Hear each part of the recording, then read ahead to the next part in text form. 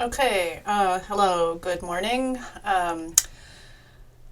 I am surprised and a bit baffled, honestly, about a cancellation of our meeting today, this morning. I had prepared some comments to begin our meeting and focus our conversation, and I had been looking forward to starting a good conversation with you today about the BPMH program, but under the circumstances, I've decided to just tell you what I had wanted to share in this format, and I hope that this will be the start of a collegial process and a chance for you to really start to understand the BPMH program. And I'll keep trying to arrange a meeting so that we can have an actual face-to-face conversation, or at least on the internet, on Zoom. So I had wanted to start by clarifying that we're familiar with the details of governance processes around academic restructuring, including the processes for program closures and overall with the whole UTQAP process. So I don't need to go through that. We don't need to discuss that. I've sent you a few emails in the last year expressing my concerns with the BPMH review process, and recently, of course, there have been emails from me and BPMH students resulting from the surprising and chaotic program closure announcements made at the November New College Council meeting. Some of you might be familiar with what I'm sharing today from those emails, but to focus our conversation that I was hoping we would have today, I was going to review some highlights. So I'll just do that now for your clarification. So I was going to summarize my comments today under three headings. I had wanted to talk about the UTQAP review process, the working groups process, and the process of notifying students and faculty about a closure. So first of all, the review process. And here I wanted to organize my comments into three parts also, saying something about the length of the process, the qualifications of the reviewers, and the nature of the site visit. So first of all, the length of the process. As you should know, the BPMH external review process from the point of the self-study, which was completed in January 2020, to the point of the final assessment report and implementation plan, which was completed in April 2023, took 3.5 years. So according to the UTQAP policies document, for example, as you know, the review committee should submit a report normally within 2 months of the site visit, but we waited for more than 2.5 years for that report. By comparison, for religion, the time span between finishing the writing of the self-study and the very final report, so their entire process, took a single year. So, obviously, this was no one's fault, but what happens when a review process takes more than 3 years? According to Dean Wooden's March 2023 administrative response, BPMH's next UTQAP review will be in 2027, and so we're already halfway to the next review point.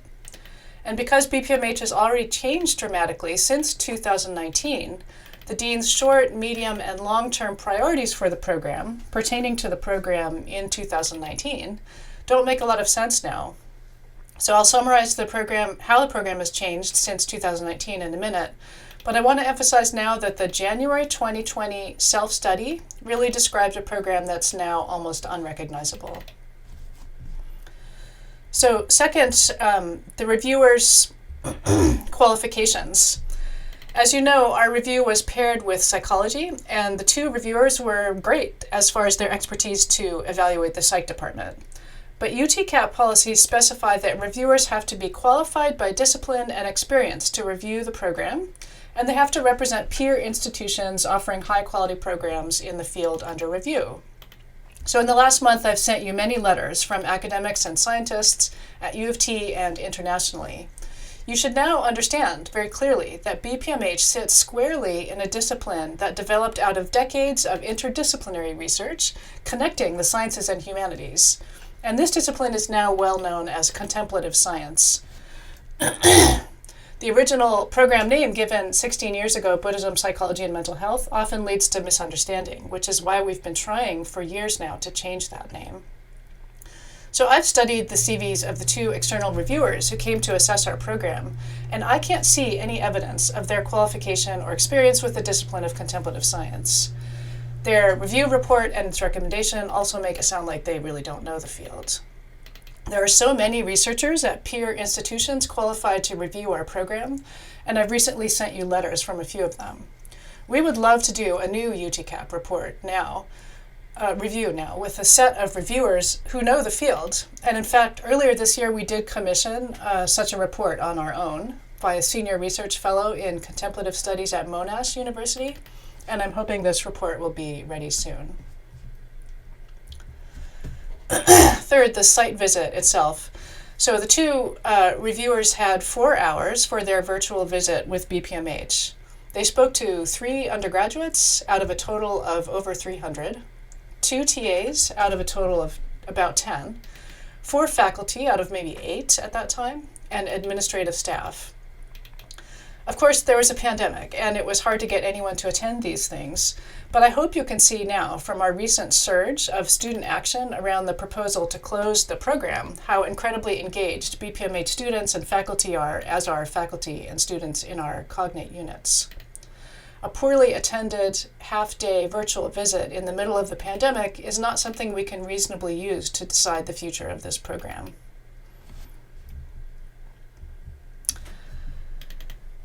So despite the circumstances, the BPMH external review was actually really positive, which you might know. In February 2023, earlier this year, after a couple months of consultation with BPMH faculty, I completed the program level narrative response and the accompanying implementation plan table, and Dixon and I co-signed that response, and he sent it to the dean's office. I was on medical leave, though, in January and February of 2023. And when I returned on March 2nd, I learned that our program's narrative response had been discarded and the implementation plan table had been rewritten. So for now, I only want to focus on one item in that implementation plan written by the dean's office when I was on sick leave. I remind you that the external reviewers had recommended that faculty from other units be allocated to teach in BPMH so we could have more continuing faculty. The dean's response to this was to say that they would work with New College to create this working group with cognate units to talk about, among other things, the enhanced connection with cognate units and engagement with continuing faculty. And in another spot in that implementation plan table, they repeat that they'll create this working group and look for opportunities to support the program with existing faculty. In an email to me on March 2nd, Tara Goldstein summarized her conversations about this with the dean's office when I was on leave. She made 3 key points. She said that she had been told that the dean would put together this group with people from cognate units to talk about finding continuing status folks to participate in the program. She also said that she was told that FAS wants to stabilize the minor and that FAS is committed to supporting the minor and wants to find a way to do so. On March 3rd, then, I sent Dixon and Tara a list of faculty and cognate units that would be suitable members of such an advisory group given their area of research and familiarity with the program. None of us in BPMH heard anything more about this situation until Dixon informed me on November 2nd that the program would be closed. I learned then that none of the people I'd recommended were selected for the 3-person working group, that the group ended up not proposing any opportunities to support the program, but rather recommended that it be closed. I outlined my concerns about this group's process in an email that I sent to you all on November 14th. Given that the working group consulted no one in the program, nor anyone with experience in the program's academic field, their report is unsurprisingly full of errors. For example, in my first conversation with Dixon and a subsequent email exchange with him, he confirmed that he didn't know that or how the program had changed since the self-study of January 2020. So let me briefly summarize how extensive these changes have been with even only just a few examples. Since 2019, the program has hired new instructors selected with new criteria, which has radically changed the focus of nearly every course. It discontinued teaching courses that had previously been regular offerings, and it introduced new courses. It revised every course description, some significantly, to reflect changes in course content and program orientation. It revised the calendar's program description and very substantially transformed the program's description on the website for students and the public. And it revised the list of courses in cognate units that count for the program. Needless to say, all of these changes went through faculty governance after extensive consultation with our own faculty and with our cognate units.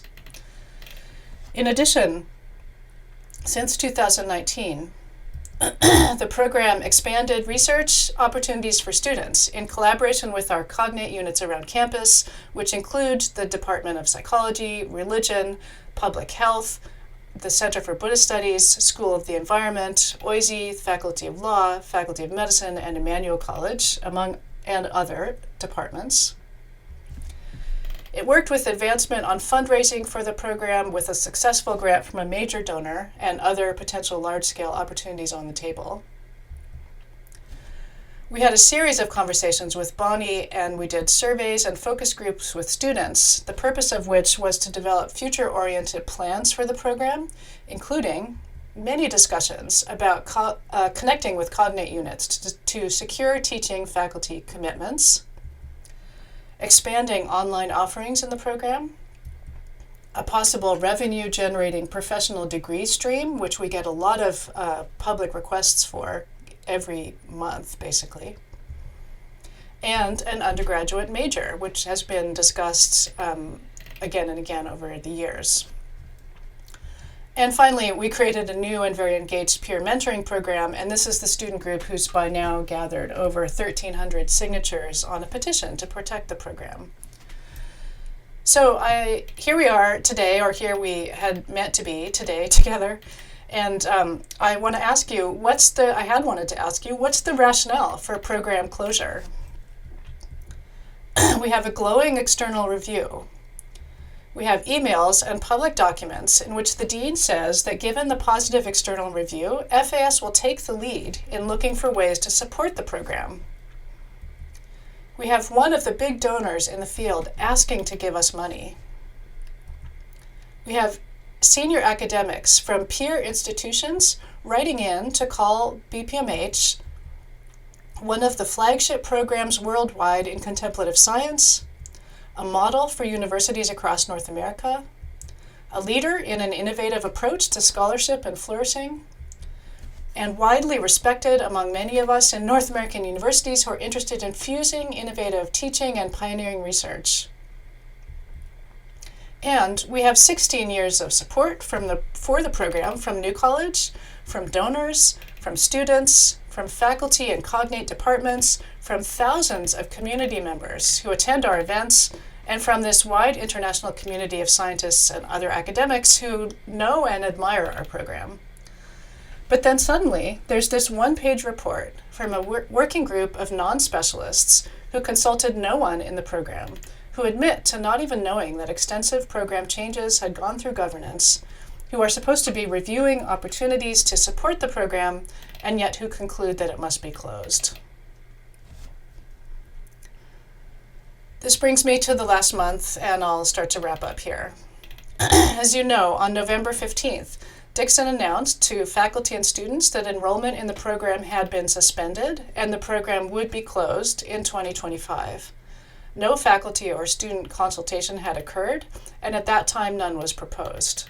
Students have felt hopeless, scared, and intimidated at every step of a process that was begun by that November 15th announcement. Students have been incredibly stressed out about how this process has unfolded, but they're also really impassioned to advocate for their program. Their petition to protect the program now has, as you know, over 1,300 signatures. Plus, local and international scholars and community members are writing in letters of concern. I've lost a month of my sabbatical research dealing with this situation. The unions are involved, and the press is taking interest. I know that the pandemic has affected all of us, including you, causing delays and confusion in administrative processes. I was hoping today that you could see the cascade of complications that resulted from, among these other issues I've mentioned, the very long delay in the BPMH UTQAP process. I hope you can also understand that all any of us want and all we've been asking for is a collegial, collaborative series of conversations about this valuable program. What I had also wanted you to see, by the way, is how, if I can put it crudely, this is the program of your advancement dreams. As the UTQAP reviewers themselves said, the BPMH program fills an important niche in the mission of the university, and its objectives are consistent with FAS academic plan, which aims specifically at enhancing undergraduate student experience by supporting mental health and well-being, developing new academic and co-curricular opportunities, expanding innovation and teaching methods, and ensuring students are prepared to succeed.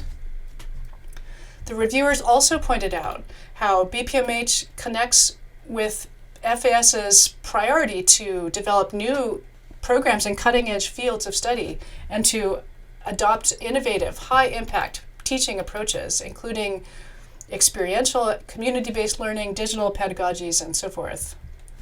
And they said, with its emphasis on well-being of students, on experiential and community-based learning, the BPMH's core mission and unique approach fits squarely in the university's academic plan.